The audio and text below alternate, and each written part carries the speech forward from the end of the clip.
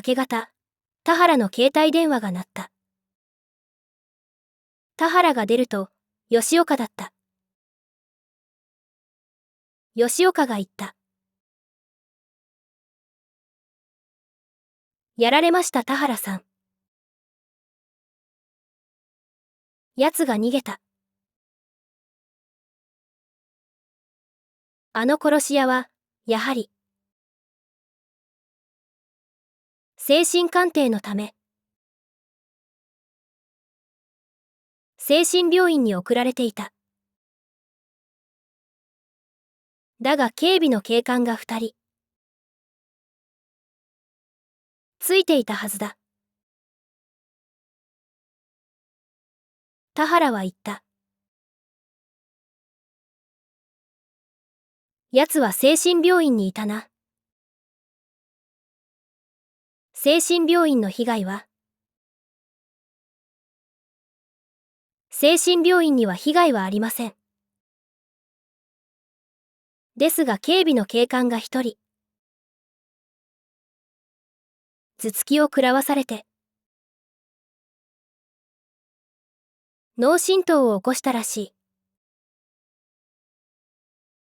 それだけです。奴は、その警官の制服を奪って、警官になりすまして、逃げた。警備の警官は2人いましたが、その時1人は、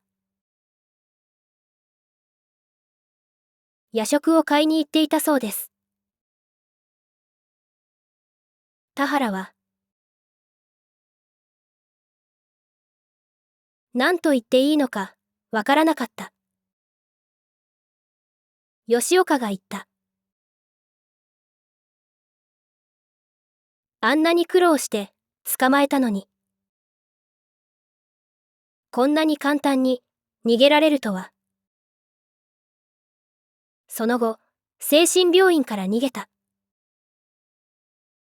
犯人の行方は、全くわからなかった。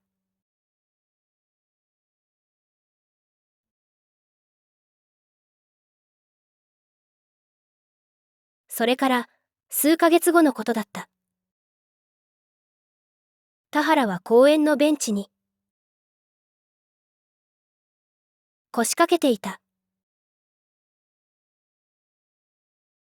その公園は、小高い丘の上にあり、景色がいい。夕日に照らされた街並みが、美しかった。突然、田原の隣に、誰かが座った。田原が見ると、逃げた殺し屋が、そこにいた。田原は素早く考えた。今、自分にできることは何か。だが、田原にできることなど、何もなかった。殺し屋が言った。俺を、捕まえるか。田原は言った。捕まえても、どうせまた、逃げるだろ。まあな。田原が言った。お前の、真似をする奴が出てきた。ほう、誰かが誰かを、食ったのか。いや、食いはしない。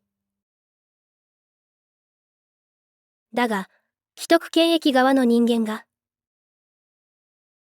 金属バットを持った。3人組に取り囲まれて、めった打ちにされた。めった打ちにされた奴は、死んだよ。そうか、気の毒だが。でもそれは仕方のないことさ。そうか。人間っていうのはな。自分の自由が奪われそうになると、まず法律にすがる。つまり、ルールにすがるわけだ。でも、今の日本の民主主義は、壊れかけている。ルールがないとなったら、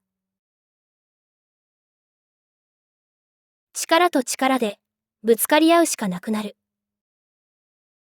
そうなれば人間は、どこまでも残酷になれる。どこまでも冷酷にもなれる。だから戦争だって起こるのさ。なるほど、と、田原はつぶやいた。田原が言った。ところで、何の用だ？別に、御礼参りに来たわけじゃない。あんたに危害を加えるつもりはない。俺は、お前に恨まれるようなことは、何もしていない。まあ、それはそうだ。それで、実は、頼みがある。なんだ？取り調べの時、あんたに見せた手紙があったろ。あの手紙は今、刑務所の倉庫の中にある。あの手紙を取り戻したい。田原は言った。わかった、任せろ。